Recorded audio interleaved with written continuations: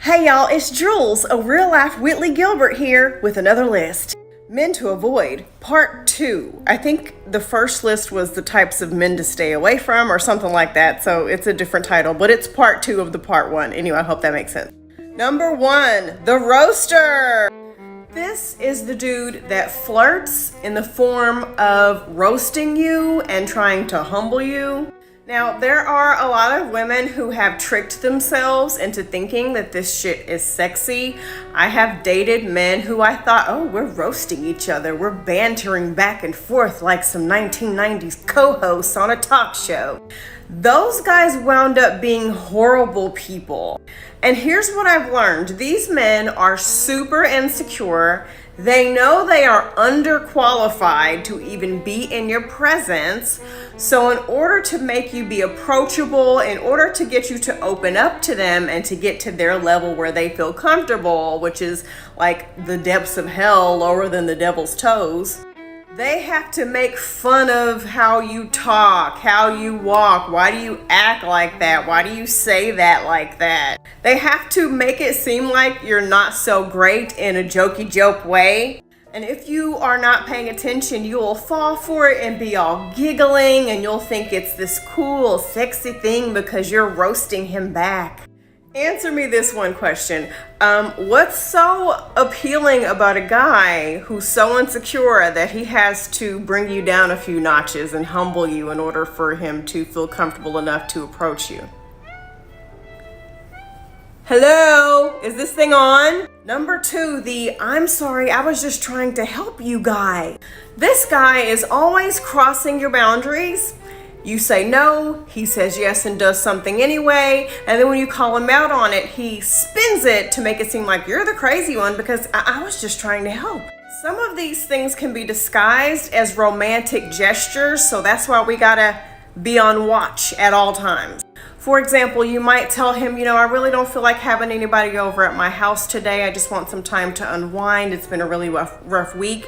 They will show up anyway and then say, well, you just sounded so upset on the phone, so I just felt I should be here. You tell them you can't have visitors at your job and they pop up anyway because, the world is crazy and you didn't answer my texts fast enough, so I just wanted to show up and make sure that you're safe. You say, I don't feel comfortable kissing on the first or second date.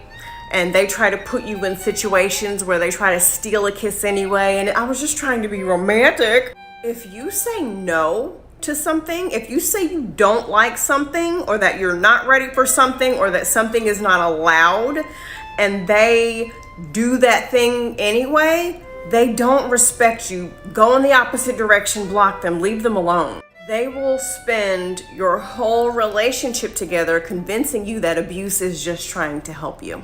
My abusive ex-husband used to scream and cuss at me if I did something that he didn't like if I cooked a pork roast for dinner versus a beef roast.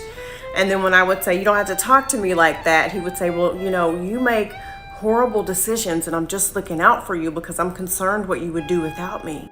Please note, I have been doing better than I have ever been doing in my entire life since having left his ass in 2009. Number 4, the victim.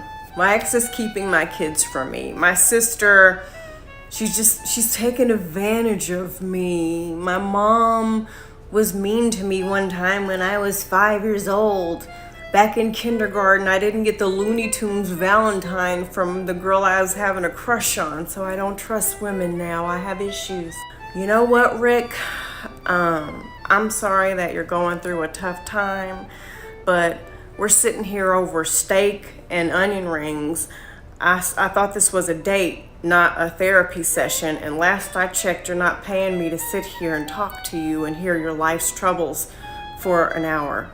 Also, if you're in a situation where your ex are keeping your kids from you, who's your lawyer's name? When is your court date? Because all I'm going to say is if somebody try to take my kids from me, I'm going to look up every fucking resource I can take advantage of. If I can't afford something, I'm going to be on the news. I'm going to do what I can to get my children back. And if your life is in such mental and emotional chaos, you shouldn't be dating right now, okay? And if you continue on It's not gonna last, and one day he's gonna be complaining about something you did to him to somebody else. And these men also fail to share the part where they did something in order to cause these women to distance themselves from him. And if it's down to kids and they're like, my ex won't let me see my kids, they're not a good father. They neglect them kids. They don't take care of those kids. Don't let them pull at your heartstrings. Do not feel bad for them. Just no. Number 4, can I borrow? Do you mind? I do mind, and you cannot borrow shit. If you are in a situation, just like I just got done saying, where you don't have any money and you need to borrow money and you need a ride, do you mind if I get a ride? You don't need to be dating, sir. Too many people out here dating that have no business doing so. Like, you need to be focusing on getting your life together first. You are not a suitable partner in the situation that you are in. And they're actually not even looking for a partner. They're just looking for an ATM, a car, and a roof over their head for the cheap, low price of free 99. I'm sorry, dial 211 if you're in need of shelter and food. This ain't the person. This is not charity right here. Number 5, the yes man. They agree with everything you like. They disagree with everything that you disagree with. This person has no personality. They might be a narcissist. I'm not a mental health care professional, so don't quote me on that. But they're trying to manipulate you. They're trying to create a false bond with you to get you hooked so that they can take advantage of you. Or it could be the total opposite, where they have no spine, no personality, and they have not discovered themselves yet. Either way, you just don't want to take on that project or task. I like when we can have discussions about things and be respectful about it. But if you're just going with everything I say, I'm going to be freaked out like it's the Twilight Zone. You're done. Number 6, lies by omission. You didn't talk about kids on our first few dates. And then, I see on social media all of a sudden it's a Happy Father's Day post. Or come to find out the reason you were vague about your career is because you're unemployed. And I didn't lie about it, but you also weren't forthcoming. These are important details that I need to know. Your whole relationship is going to be them saying, well, I didn't lie about it. Well, we're not going to play that. We're not going to play that game. Lying is just as much telling me something that's not true as it is leaving out details to manipulate the situation and make me believe something that's not true.